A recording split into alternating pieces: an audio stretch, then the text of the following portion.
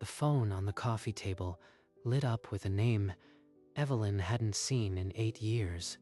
Mother. She let it ring until it stopped. The silence afterward was heavier than the ringing. A voicemail notification popped onto the screen. She stared at it, her thumb hovering. The voice that filled the room was cracked and unfamiliar at first. Evelyn, it's your mother. Please, call me back. It's about Caleb. He's sick, really sick. We need you. After 8 years of silence, now they call because they need something. Her hands were cold as she opened the messaging app. The text to Jess took 3 tries to get right. She typed, Jess, my mother just called. Caleb is in the hospital. She set the phone down, face up, watching the screen go dark. In the black glass, she caught her own reflection, and behind it, the framed photo of a teenage boy on the shelf. What do they really want, and why now? The familiar weight of old wounds pressed against her ribs. The silence of 8 years had been shattered by a single voicemail, and nothing would ever be the same. To understand why that call felt like a wrecking ball, you have to go back to a Sunday night 8 years ago. I am gay. I've been hiding it for years, and I can't anymore. Then you are not welcome under this roof. You have until morning. How could you do this? You are breaking my heart. Caleb sat frozen, his silence a louder condemnation than any words. She packed a bag and left that same hour, the door clicking shut like a final verdict. In the present, the kitchen was warm with the smell of roasting vegetables and the sound of Jess's laughter. But Evelyn's mind was 8 years away. Eve, you are a million miles from here. My mother called. Caleb is in the hospital. That night, she stood at the window, the phone dark in her hand, looking out at a city that never knew how close she came to crumbling. By morning, she had decided.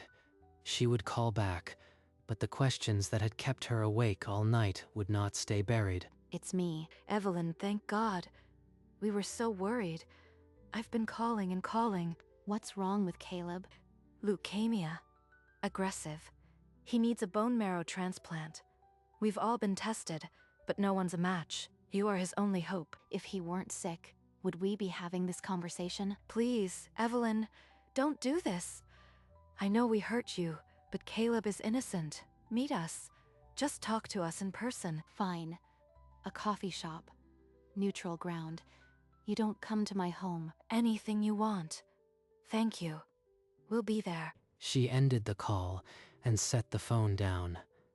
The relief in her mother's voice had felt less like love and more like a transaction. When Jess walked into the living room, Evelyn was still holding the phone, her knuckles white against the dark case. What did she say? You look like you've seen a ghost. Caleb has leukemia, needs a bone marrow transplant. I am the only match. So, after 8 years of silence, they call because they need a piece of your body? That's not reconciliation. I know, but Caleb didn't disown me. He was 16. She walked to the bookshelf and pulled down a photo album. Inside, a picture of her and a teenaged Caleb, arms around each other, before the world split apart. Did they even tell him they called? Or is he still living with the story they fed him? She sat at her laptop, researching bone marrow donation. The medical terms blurred, but one fact cut through. Before any test, she needed to reach Caleb herself. She typed into the hospital patient portal, Caleb, this is Evelyn. I just heard you are sick. I want to help, but I need to hear from you directly. Please call or text. She hit send before she could second guess. Now the silence was his to fill. The cafe was public and neutral, but when she saw her parents at the corner table, 8 years of walls went up. Evelyn, honey, thank you for coming. You look so well. I am here. Talk. Caleb's leukemia is advanced. He needs a transplant now. We tested everyone, but only you could be a match. Why didn't you call? Not once in 8 years. Not a birthday. We were wrong, but we were hurting too. Please, for Caleb. This isn't about our mistakes. It's about saving your brother. Are you going to let him die? You only want my marrow. If Caleb weren't sick, would we be here? I'll get tested. For him, not for you. This changes nothing. She walked out, leaving them at the table. Their hope now hung on a medical test she didn't owe them. After the cafe, she walked until the autumn air burned her lungs, and the questions stopped screaming. By the time she got home, Jess was waiting, reading the damage in her face before a word was spoken. They didn't even try to apologize. I am so sorry, love. You deserve so much better than that. Her phone buzzed, a missed call from Caleb. The name she'd been staring at for 2 days. She excused herself to the bedroom, shut the door, and called back with a shaking thumb. Evelyn? Mom and Dad said you called. I didn't know they reached out. You didn't know? They didn't tell you I've been trying to reach you. They told me you wanted nothing to do with the family. I've been too sick to argue. The line crackled with his shallow breathing. Evelyn's hand went to her mouth, the weight of 8 years of lies pressing into her chest. All those years, I sent letters, messages. You never got any of them. They told me you wanted nothing to do with us, that you asked them not to mention you. That's a lie. I never stopped thinking about you. Not once. His breath hitched, and the long pause that followed was filled only by the monitor's beeping. I should have looked for you myself. I was just so tired, so afraid of what I'd find. This isn't your fault. None of it. They took your voice, too. I don't want to lose you again, but I also don't want you to feel forced. Will you help me? Only if you can. I need time. This is so much. I need to think. The line went quiet, except for his breathing. She could hear the fear in him, but also the trust. Before she could answer, a nurse's voice in the background told him to rest. The call ended with a whispered goodbye. She walked back into the living room, the phone still warm in her hand, and found Jess waiting with a cup of tea. They told him I wanted to forget the family. He never knew I tried to reach out. They made him think you abandoned him. That's not just wrong, it's calculated cruelty. Later, she sat with her journal and wrote a single line that anchored the chaos. Caleb never knew. The decision formed before she consciously made it.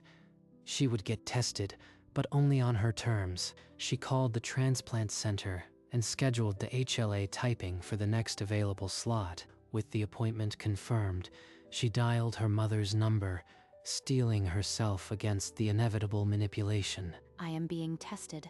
For Caleb, not for you.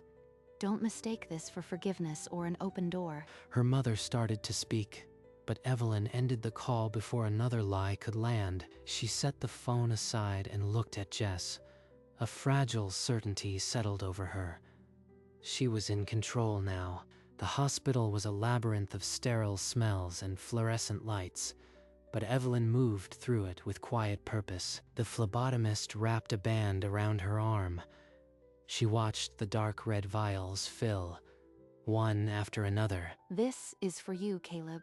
Whatever the past, you are still my brother. After the draw, she asked the nurse for his room number, her voice steadier than she felt. She walked down the corridor, each step a battle against the 8-year wall their parents had built. The door was ajar.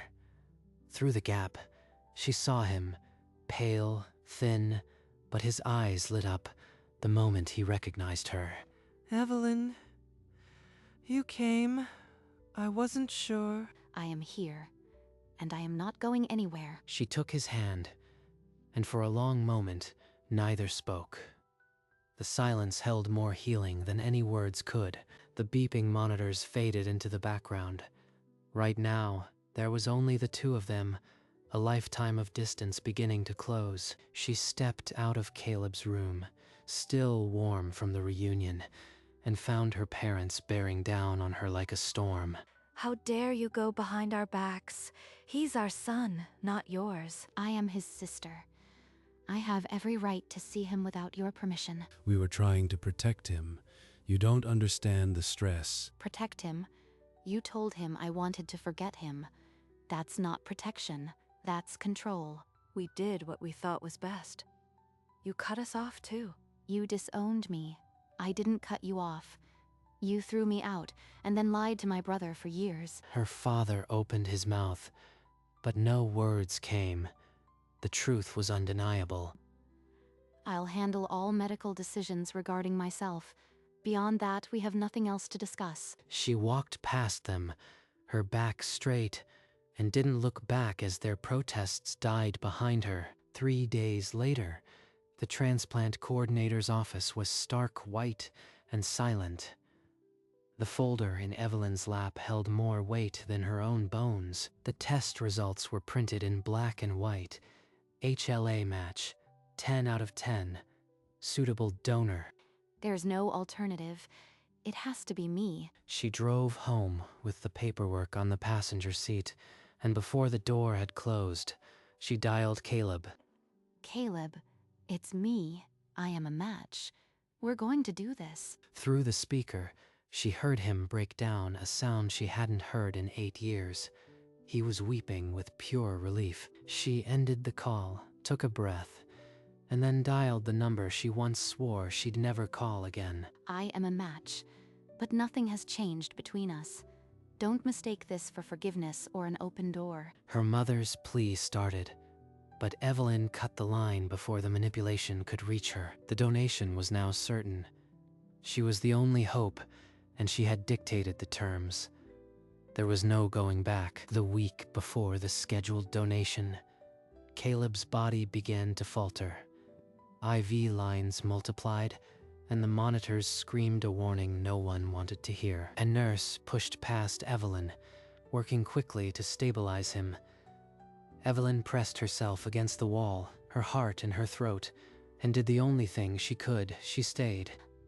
Hold on, Caleb. Just hold on. When the crisis passed, she pulled her chair so close to his bed that her knees touched the frame. She took his hand and held on. If I don't make it through this, thank you for coming back, for everything. You will make it. I am right here, and I am not leaving.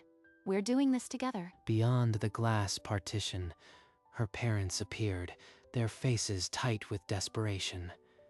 Evelyn caught her mother's eye, then deliberately turned back to her brother. Her father pushed the door open, a protest forming on his lips.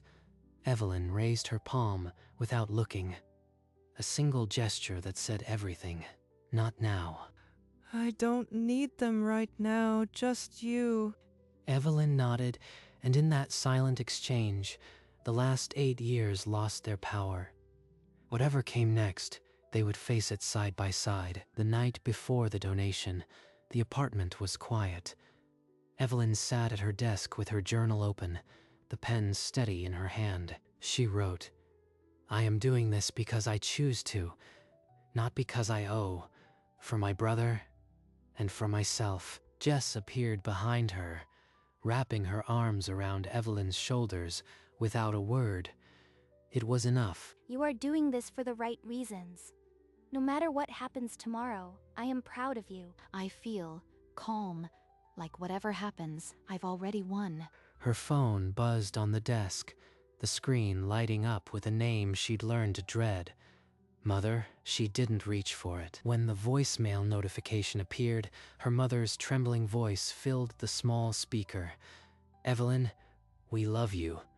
Please, let this bring us back together. Let's be a family again." She only wants a family when she needs something. That's not love. That's a transaction. She set the phone face down, returned to Jess's embrace, and let the silence reclaim her. Before bed, she set her alarm for 5 a.m., clicked off the lamp, and closed her eyes. The calm in her chest was earned, not given. At dawn, Jess drove her to the hospital. In the waiting room, her parents rose from their seats, but Evelyn walked past without a glance. In the pre-op bay, a nurse started an IV. The cold saline spread up her arm, but her focus didn't waver. I'll be right here when you wake up. You've got this. This is for Caleb. This is for me. This is enough. The apheresis machine hummed to life, drawing blood, separating stem cells, and returning the rest. She closed her eyes and breathed. Hours dissolved. She opened her eyes to find Jess still there, a steady presence through the sterile glass. When the nurse finally said, "All done," the words felt like a gift she'd given from her own marrow. Evelyn managed a tired smile, her body drained but her spirit unbroken. It's done. You did it. He has a real chance now. She nodded, too exhausted for words. The cells were already on their way to Caleb. Now, all they could do was wait. Hours later, still unsteady, Evelyn insisted on being wheeled to the isolation unit. She had to see him. Through the thick glass, she saw Caleb propped on pillows, a nurse adjusting his IV. He looked exhausted, but alive. Caleb raised a trembling hand, a ghost of a smile on his cracked lips. The gesture said everything. He's still fighting. So am I. The next days blurred into a vigil of test results and whispered hopes. The waiting was its own kind of pain. Then the doctor entered with a soft smile and said the words they'd been praying to hear. His counts are starting to rise. He's going to make it. The engraftment is taking hold. They were allowed only glass and silence, but it was enough.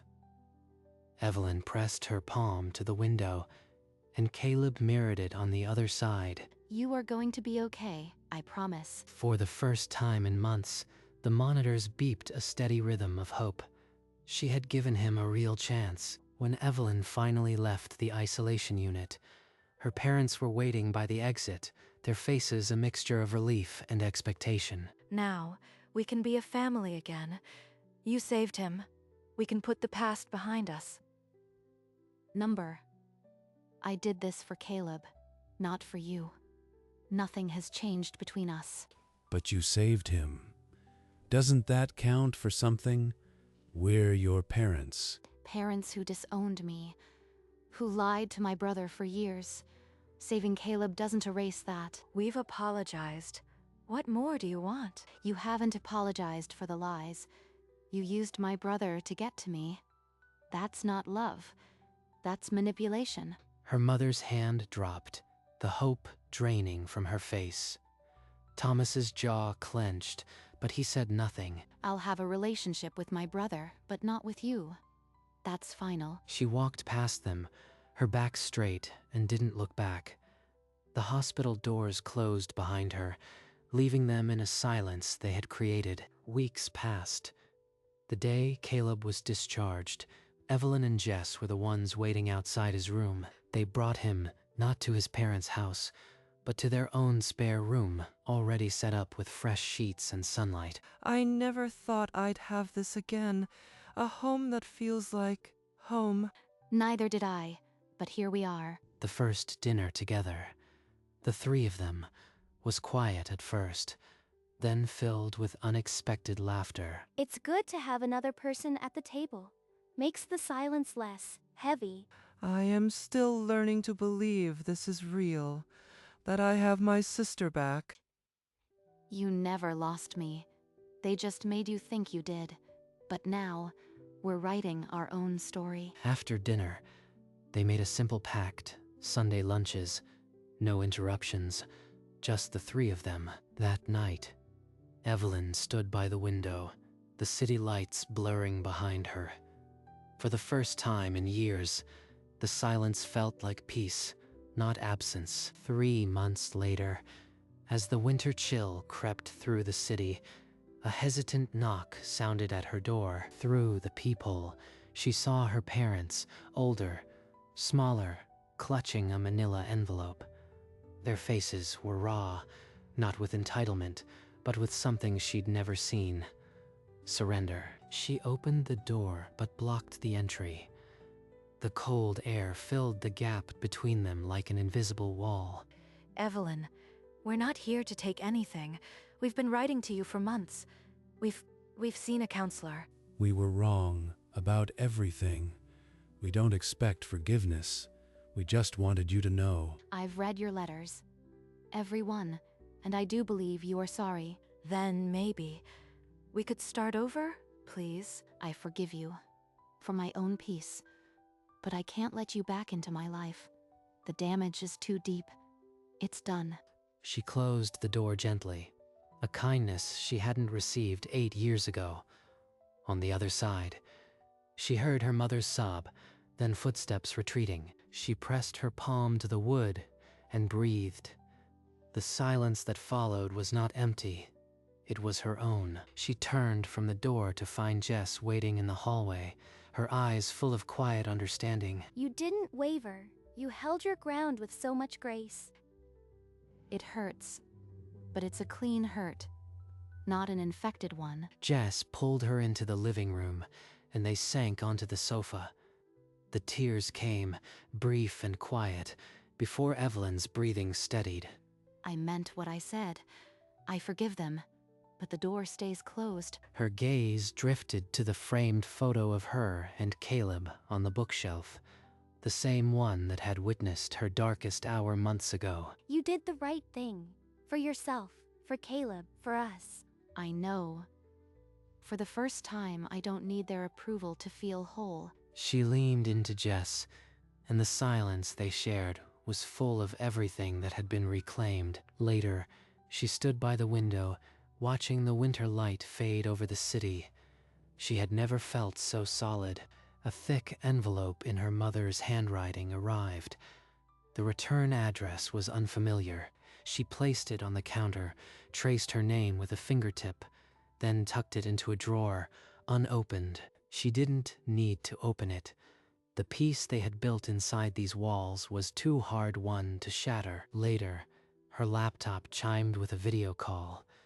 Caleb's face filled the screen, his cheeks fuller than she'd ever seen.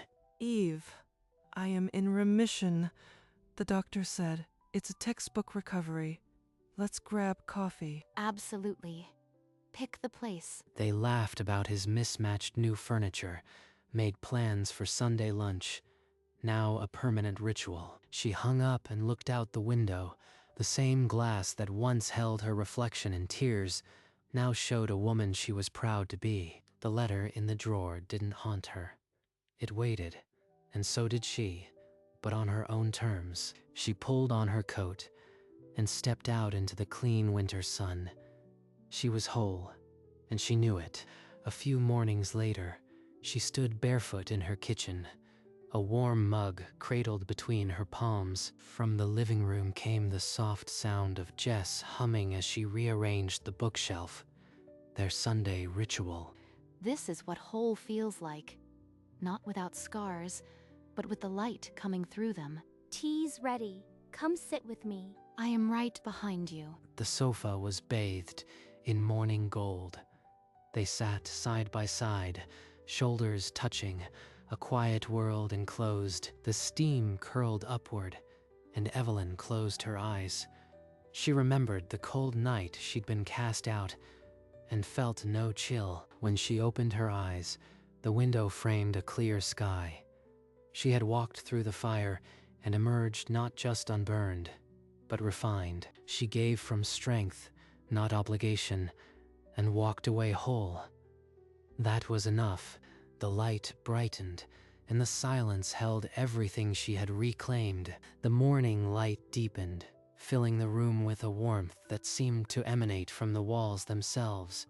Evelyn rose from the sofa and moved to the window, her silhouette soft against the golden glow. She rested her palm against the glass, feeling the faint chill of the outside world kept at bay. I didn't just survive.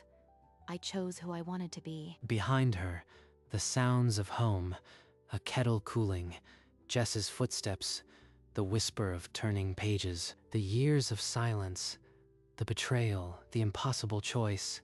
They had all led to this moment of profound stillness. She hadn't healed because she forgot.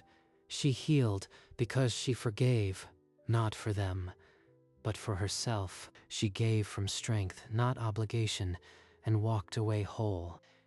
In the end, the truest family is the one you choose, and the one that chooses you back. And as the light held her, the camera retreated, leaving her there, whole and still, wrapped in the life she had rebuilt.